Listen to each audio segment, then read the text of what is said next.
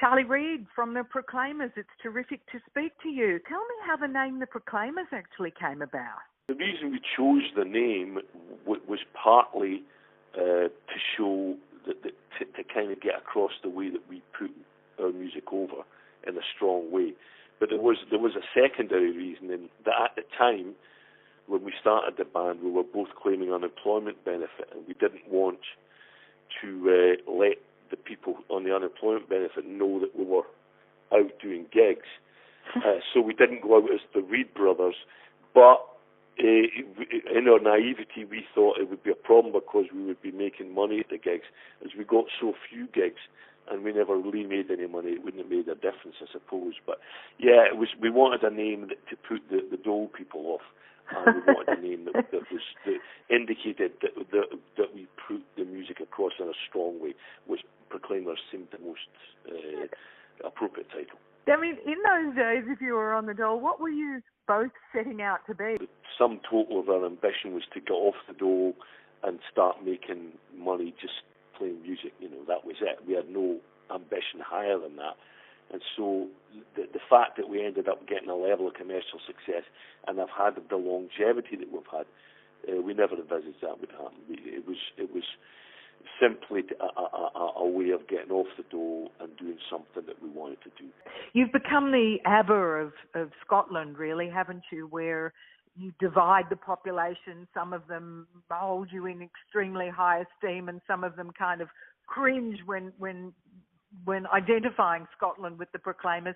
Does that polarisation affect you? Not in the slightest. I think, you know, if you're going to do something creative, you have to do it wholeheartedly and you have to do it honestly. And there's every band divides opinion, every performer, every singer. Some people like you, some people don't. Most people probably don't care that much. So I think you really have to ignore any negativity in it, and you just go out and do what you want, and don't delude yourself that you're ever going to get everybody. Nobody does. The biggest hit you had was, of course, 500 Miles. What do you attribute the success of that song to? I think it was really well arranged by Pete Wingfield and really well produced by him. And the production on it still holds up. And for whatever reason, it's endured in a way that some songs with bands who are much, much bigger than us, they have never had a song endured that way.